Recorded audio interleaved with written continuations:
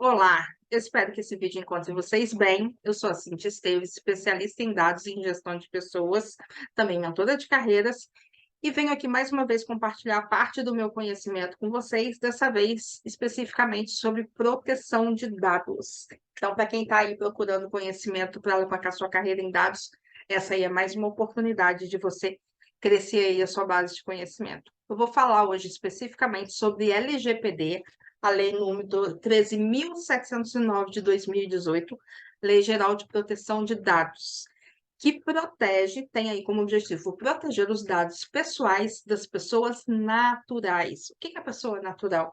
É a pessoa física, os dados pessoais da Cíntia, os dados pessoais da Maria, do João, da Isabela e do Pedro e todos nós.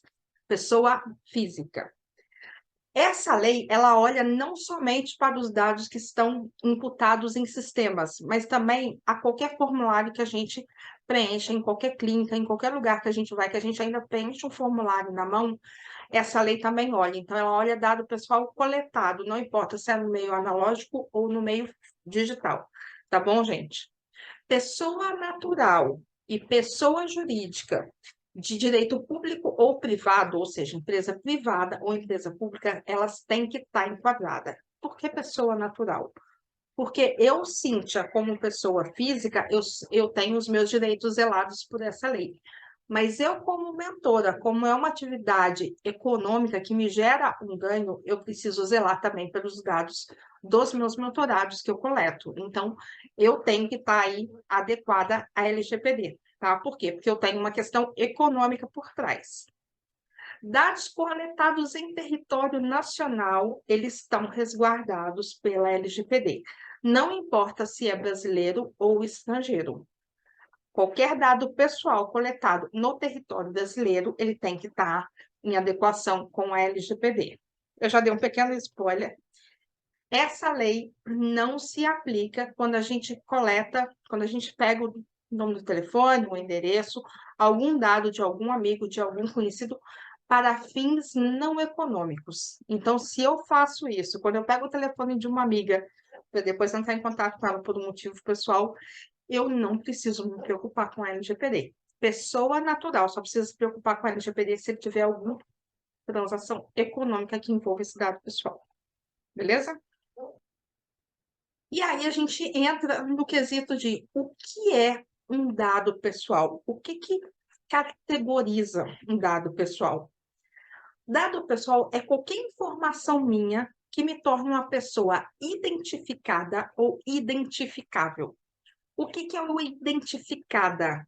É quando o dado chega direto em mim. Se eu der o número do meu CPF, não vai ter nenhuma outra pessoa com o mesmo número de CPF. Então, o CPF, ele me torna identificada. Ele é um dado pessoal. O que me torna uma pessoa identificável? Se eu der, por exemplo, o endereço da minha residência. Eu não estou falando especificamente na Cintia, mas se eu pegar a cidade, a rua, o número do prédio, o número do apartamento, e chegar com todos esses dados, ele faz com que eu me torne uma pessoa identificável. Ele não está diretamente na Cíntia, mas ele consegue chegar em quem é a Cíntia. Por isso, ele é um dado identificável, tá? Então, a LGPD olha para isso. Qualquer dado pessoal é o dado que chega, identifica ou torna a pessoa identificável. Eu tenho algumas formas de classificar esses dados pessoais. A primeira é a classificação direta, que identifica a pessoa sem a necessidade de outras informações para apoiar. É o RG, é o CPF, é o número do passaporte, é o título de eleitor, em geral associado aos documentos. O nome da carteira de motorista, ninguém mais vai ter o mesmo número do documento do que eu. Em alguns casos, o nome completo, desde que a pessoa não tenha homônima. Eu, por exemplo, já fiz essa pesquisa, eu tenho homônimos, então eu preciso de outros dados para chegar em quem é especificamente a Cintia, a minha pessoa, para não chegar em outras, mas se reduz muito o universo que se precisa. Então, são documentos e o nome completo, se a pessoa não tiver homônimos, o homônimo é um resguardo ali. E eu tenho a classificação dos dados pessoais indiretos. que é o quê? Porque eu preciso de outros dados para me apoiar e identificar quem é a Cíntia. Então, assim, quando eu falo o meu nome, eu tenho que ter. Ah, tá bom, eu tenho homônimas, eu tenho 5 Cíntia Esteves aqui cadastradas nos sistemas no Brasil. Qual Cíntia Esteves que você está falando? Aí procura o nome da mãe, procura a data de nascimento, procura muitos dados para chegar na pessoa única, que é a identificada. Então, ele pode ser identificado ou identificável. E eu tenho também uma terceira forma de classificação desses dados pessoais, que é o pseudo-anonimizado. O que significa isso? Eu não consigo identificar a pessoa a partir de uma associação com outros dados. Por quê? Porque eu pego os dados pessoais que eu coleto dessas pessoas e coloco em bases de dados diferentes, então a pessoa vai precisar de ter acesso a um outro sistema, a uma outra informação para conseguir juntar essas duas informações e chegar em quem é a Cíntia. Isso acontece, por exemplo, em sistemas de e-commerce e de marketplace que eu posso fazer o dado do cliente de uma forma e o dado de compra dele em outra forma. O comportamento do cliente pode me gerar. Imagina que eu sou um cliente que fala assim: ah, é aquele cliente que fez uma compra uma vez, que comprou, sei lá, 5.000 latinhas de Coca-Cola. Foi uma compra que saiu totalmente do, do padrão do nosso marketplace e aquele cliente ficou marcado como cliente que comprou 5.000 latinhas de Coca-Cola. Se você coloca isso em databases separados, você tem um dado pseudo-anonimizado, porque você não consegue chegar em quem é a pessoa, salvo se você tiver acesso a essa outra base de dados. Então, são dois ambientes seguros e que para você identificar quem é o cliente, você tem que juntar. Às vezes usa-se, inclusive, a técnica de quebrar até os dados pessoais, colocar o nome em um database, sobrenome em outro, nome de documento em outro, para não ter essa associação direta. Uma coisa que é muito comum as pessoas pensarem é que o dado anonimizado é um dado pessoal. Ele não é classificado como um dado pessoal, por quê? Porque ele foi anonimizado, ele tem uma rotina que tem uma complexidade relativamente alta, que não permite que, usando algumas técnicas razoáveis, eu chegue em quem é o dado pessoal.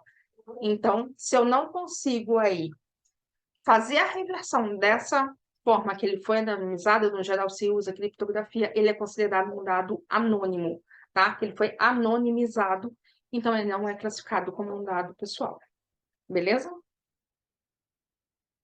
Depois que a gente já está sabendo quais são todos os tipos de dados pessoais, que a gente tem as suas classificações, a gente tem uma outra categoria que é o que a gente chama de dado sensível.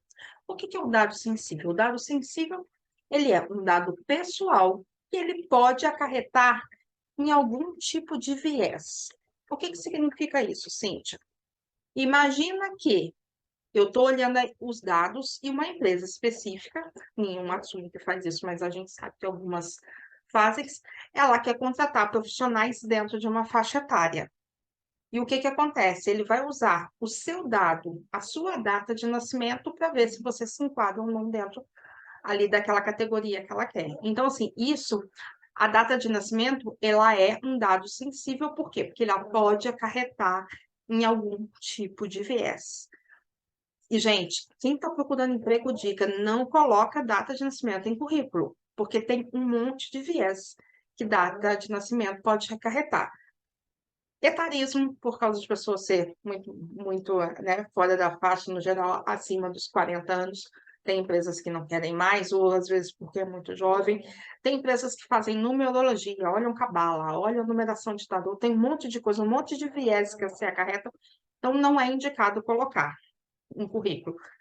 Então, esse é o dado sensível. Outro tipo de dado sensível, partido político que você apoia, time de futebol, se você está em alguma associação de sindicatos. Então, são todos os dados que podem, raça, orientação sexual, tudo isso são dados sensíveis, dados de saúde também são dados sensíveis. Então, são todas essas informações que podem despertar algum tipo de viés, alguma forma de eliminação em algum, não só processo de trabalho, tá? Mas qualquer coisa que você esteja fazendo que possa acarretar. Então, esses são classificados como dados sensíveis.